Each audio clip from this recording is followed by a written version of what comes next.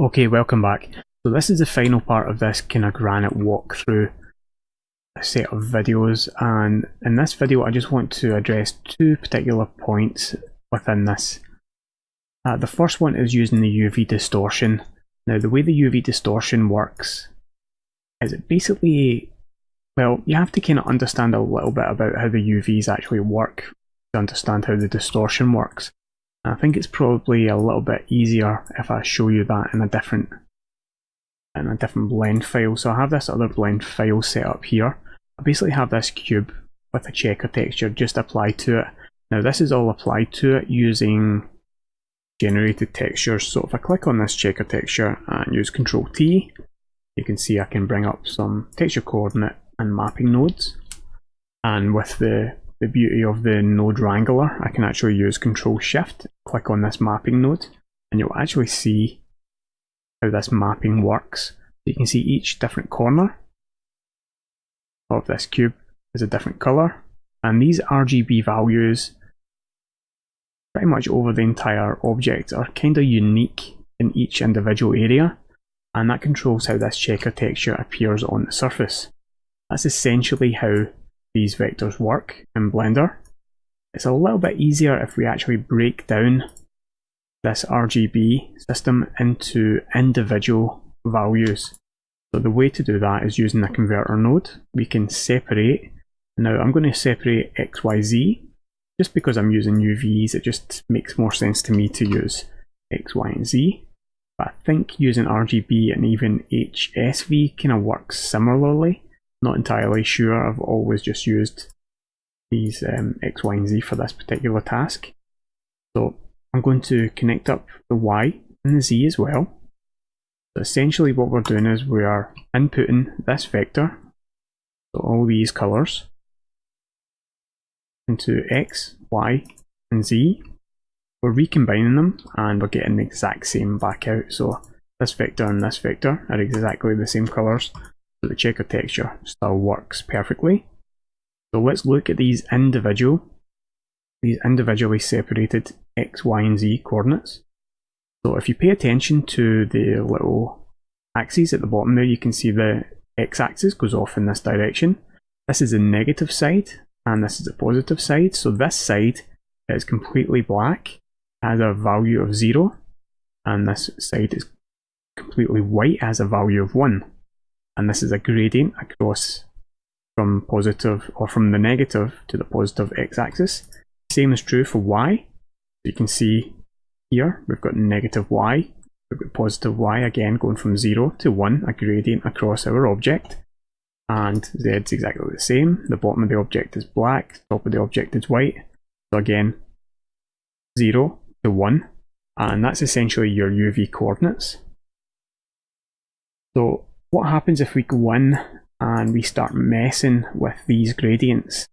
We decide that instead of on this x-axis, instead of having black here and white here, we have some noise, some clouds, some Musgrave textures, anything like that.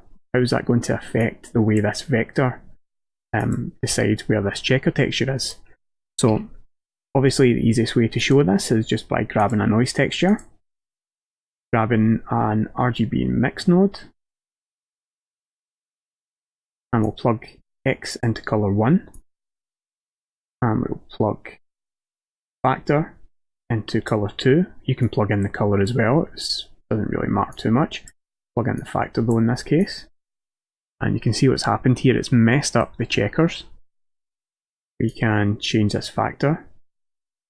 This determines how much essentially messes up the vector, and you can see we can start to create some pretty interesting designs with pretty much just a checker texture and this noise texture.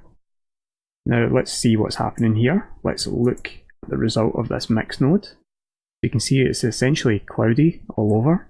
If we take this factor down a little bit, you can start to see the original gradient creeping in from the negative x side to the positive x side. And if we increase this scale up so that it gets really fine, you can really see that gradient come back in there.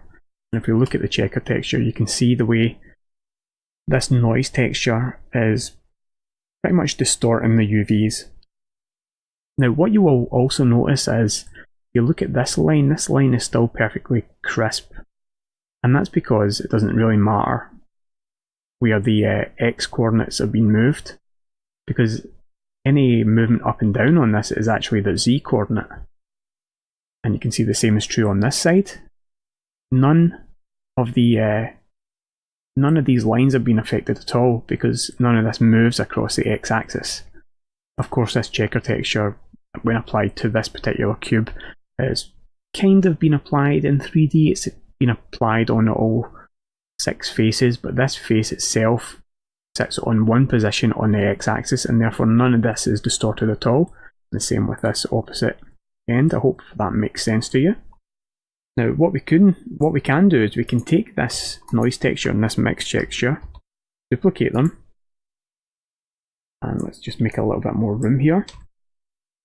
Let's grab this Y and plug it in here and move this over here, and now you can see that we're actually distorting on the y-axis as well.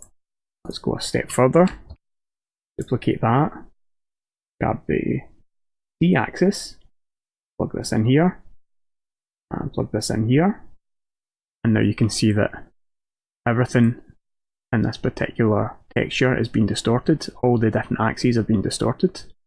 Now obviously you don't have to use noise. Let's swap out this noise for, let's say, a Musgrave texture. You can see we get another difference there. Let's take that Musgrave texture and change the size of it. You can actually start to see the kind of Musgrave shapes actually appearing within this. So here we go, we get some nice waves. And let's see, let's change this bottom one.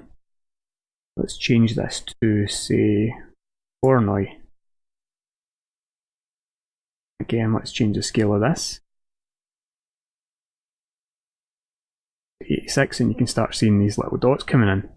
So that's a way you can basically use noise textures, any procedural textures, even image-based textures, to adjust the UVs of an object in order to make a texture that's further down the line appear different, appear distorted. So the way I used this technique was, essentially I used this distortion to give myself a Musgrave texture that has this noise built into the Musgrave texture. So this is just one Musgrave texture.